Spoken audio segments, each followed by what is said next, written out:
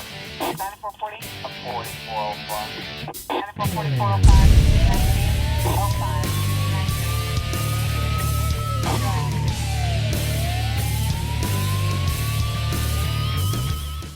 All right, crime fighters, welcome back for another edition of Calhoun County's Most Wanted, where you get to help make Calhoun County a better and safer place by helping us lock up the bad guys and solve some crimes. I'm Chris Wright, along with Calhoun County Sheriff Matthew Wade. Can you hear me over there? I can hear you over there. Okay. I mean, we can Keeping some distance. Some distance. We got it going on. So. All right, and I'm sure you're doing that at the jail as well. We're doing the best we can. You know, the jail is we're down on population, and that's good. And we're cleaning, and we'll talk more about that later in the show. We're going to share a lot of information on the show today about the situation with the coronavirus in Calhoun County. But of course, this show is taped, and things change rapidly right now. The pace is a little bit dizzying, but if people want to keep up to date constantly with information specific to Calhoun County, we can sign up for text alerts. Absolutely. Text alerts to the EMA is the way to go. It'll give you any kind of update, and you know that information's valid. And that's texting 888-777, and you text the word CalCovid, CALCOVID. You text that, it'll ask you to yes, and then you're in, and it sends you alerts. I've signed up for it, and it gives, 2 or 3 times a day, it's sending out something to you that's pertinent information. And getting your information from the EMA is definitely the safest and best place to get it. Yeah, so just type in CALCOVID, no space, just those CALCOVID, and text that to 888-777. That's it. That's just that simple. Yeah, all right. It's free. Nice and easy, free, good, consistent information. All right, let's talk about the arrests made this week. Y'all have never let us down. 2 arrests this week brings our count up to 4,549 people put in jail, all because y'all were willing to help us, and we appreciate that.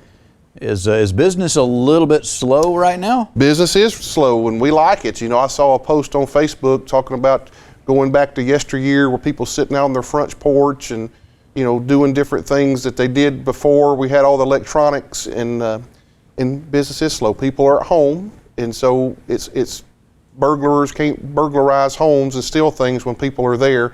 So we haven't had a whole lot of crime, and just small amounts. I think in a 24-hour period, we only had 5 people brought to the Calhoun County Jail last week, and that's normally about 30. Wow. So, it's a nice slowdown. At the same time, not letting up at all, because we know that there are some bad things going on with people's lives being disrupted and such, and desperation causes people to do things. We're going to have to definitely keep a close eye on the community to make sure that things don't turn worse Absolutely, quickly. And we haven't seen any domestics go up, but the longer people are together, that'll probably happen. The things we're focusing on is patrolling our communities and checking on our businesses. And we haven't closed shop. We're still operating at 100% capacity. We're here to serve you. If you have a problem, you call us. Now, we don't want you to call us just unneedily, but if you need us, your sheriff and the sheriff's office will respond. We're open, we're doing business, and we're serving the people of Calhoun County. I wanted to call somebody the other day, and I decided not to, because just don't need to do frivolous things right now. I'll tell you about it off the air, but anyway, we will take a quick break. When we come back, we'll have the first half of this week's lineup on Calhoun County's Most Wanted. We've all been affected by some form of identity theft or know someone who has dealt personally with it. But did you know that your child's identity can also be stolen? Our children's credit history is a clean slate. By knowing their name and other personal information, it's easy for criminals to use it to their advantage. The identity theft can range from taxes, medical benefits, financial, or some other type. If you think your child's identity has been stolen, run a credit report on them. If you find that accounts have been opened in their name, contact that business. Explain that a fraudulent account was opened in your minor child's name. Also, contact the credit bureaus and report this activities. You can place a freeze on your child's credit until the child is old enough to use it. This credit freeze will restrict access and make it harder for identity thieves to open accounts. For more information, you can call me, Nancy Hilton, at the Calhoun County Sheriff's Office, 256-236-6600. All right, let's take a look at our lineup for this week on Calhoun County's Most Wanted. We start off with Matthew Watkins of Bessemer, wanted in Calhoun County on a probation violation for possession of a controlled substance. Curtis Townsend of Bessemer is wanted on a probation violation for receiving stolen property, first degree, and reckless endangerment. Brian Locklear of Jacksonville wanted on a failure to appear warrant for possession of a controlled substance. Mark Thompson of Anniston wanted on a failure to appear warrant for possession of a controlled substance and illegal possession of a credit or debit card. Billy Crosby of Anniston wanted on a probation violation for possession of marijuana, first degree. And Christopher Bragg of Heflin wanted on a failure to appear warrant for obstruction of government operations. You know where any of these people are? If so, please contact Calhoun County Crime Stoppers at 256-238-1414. All right, we'll have the second half of this week's lineup coming up in just a few minutes. Right now, Sheriff, let's talk about how things are going at the Calhoun County Jail. And I don't want to get into everything turns political these days, but we've had some issues with supply chains and local governments being able to get what they need. Everybody in the world is fighting over some of the same stuff. That's right. You know, at the jail, we'll start out with just right now today, I checked, we got 420 people in jail. That's down about 130 from where we were. Judges are coming to the jail whole court there. Judge Howell was there yesterday.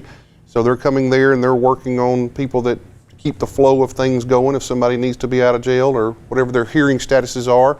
They do that. You know, most people have a misconception. They think the sheriff can just let people out of jail. Mm-hmm. You know, sheriff just needs to let them out of jail.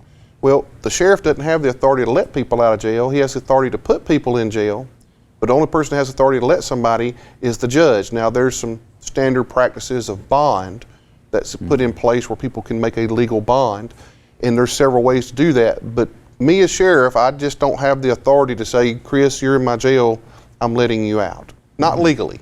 Yeah. So some of that's misconstrued. People say, sheriff just needs to let people out of jail. Well, I don't have that authority. Judges have that authority, and it's the division of our government. And it's done that way to have safeguards and protect people's rights. So, but that's kind of where we're at. But, you know, I know we had your mother was making some masks for folks at the office. Are you still using those? Are you able to get the masks that you need from the professionals? My mother made a mask for everybody there. We got those passed out. We have we actually found some N95 masks at some body shops, auto body shops. Yeah. They gave them to us. Nice. But so we had enough to give every deputy one, give every correctional officer one, and hold some back in case we have somebody that tests positive or that's quarantined where we need to have extra.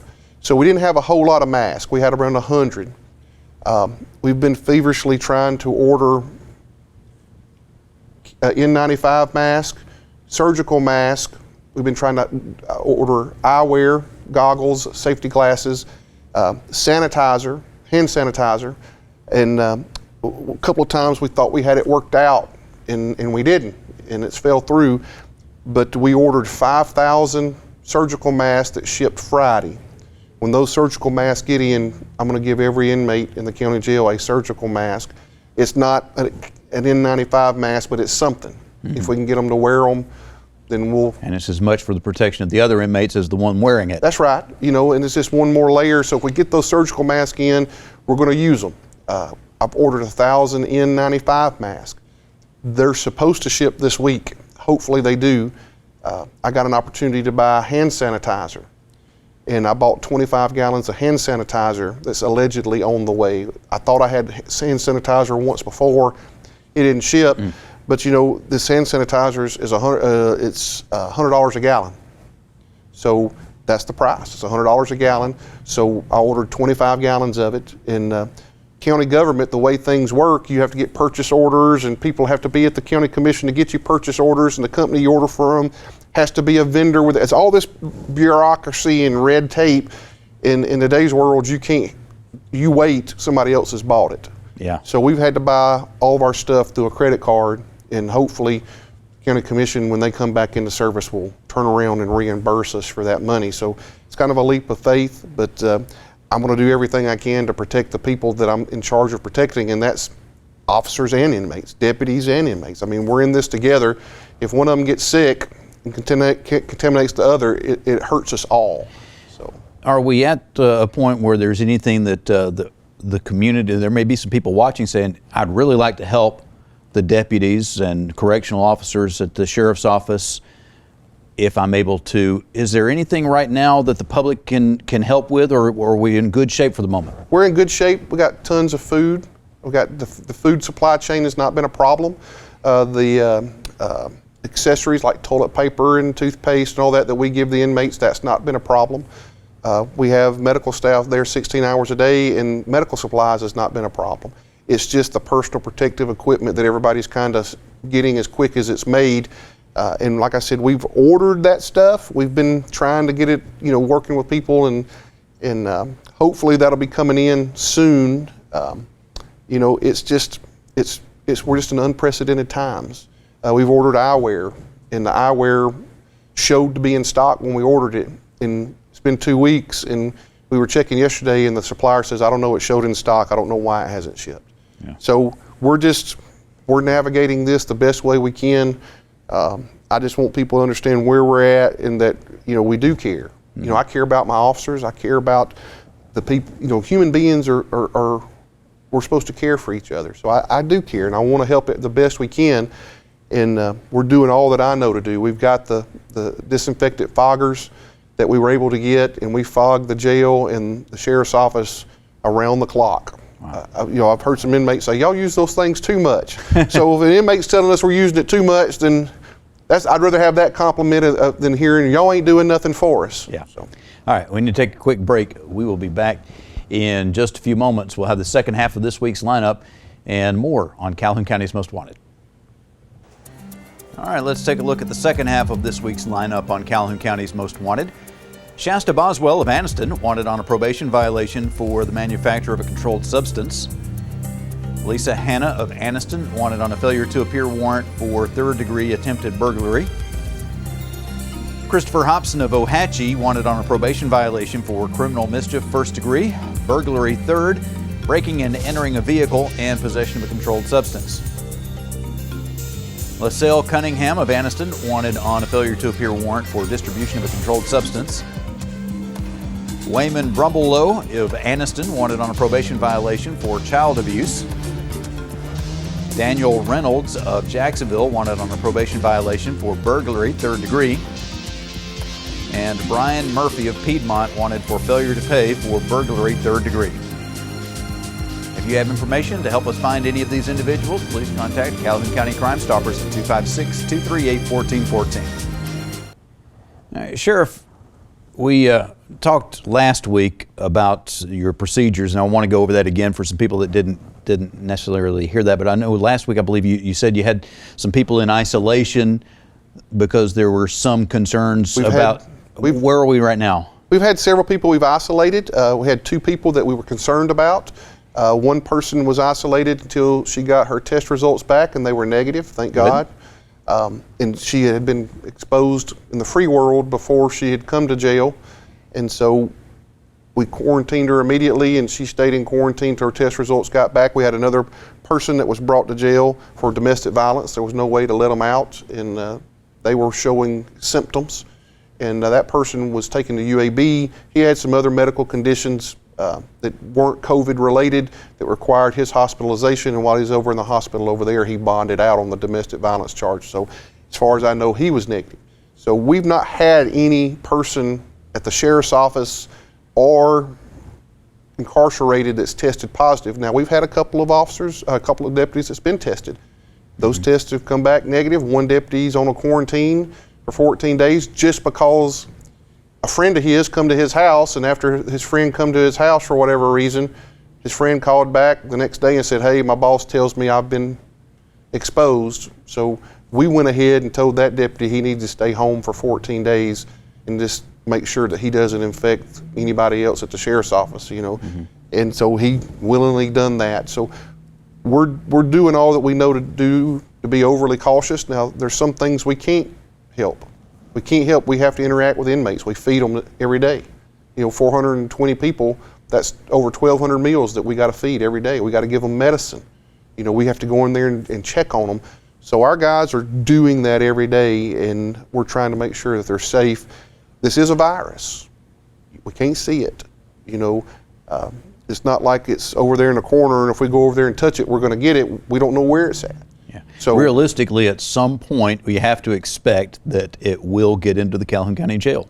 Realistically, I expect at some point we'll have either a deputy, officer, inmate. It's going to happen. It's just the way that this thing is going. At some point, we'll probably have that. And if we do, I pledge that I'll let people know. I think people are, you know, skeptical sometime of their government. But if we have that, we'll let people know, and we'll do the right thing by whoever it is that gets sick. We'll do our best to take care of them and try to make sure they don't infect other people. You know, that's the scary thing about this. You know, you might have it and be infecting people 4 or 5 days before you even feel anything. Yeah. So, you know, we're just doing all that we can to do the right thing and take care of folks. So your intake procedure, everybody that comes into the jail is checked out pretty thoroughly. Soon before they even come inside the jail, they're screened by an officer. If that screening has failed, they immediately get a nurse. Nurse does a medical screening, and they either quarantine them or clear them or carry them to the hospital. You know, a lot of people talk about, you know, Matthew's not a, you know, the sheriff's not a doctor. Our nurse says they need to go to the hospital, we take them. You know, I don't make that determination, nor would I ever tell somebody we're not taking somebody to a medical provider that a medical physician or a nurse says, hey, they need to go X. That's what we do. Just because an inmate says something, that doesn't mean you necessarily believe what they say, but you're going to get somebody who is a medical professional to make that call. The medical professional says they need to go to the ER or wherever, we take them immediately. There's no delay. That's my pledge. You know, money, you know, people talk about money all the time. It's not my job to necessarily screen out people to try to save a nickel here or there. Medical professional says they need to go to the ER, to the doctor, or wherever.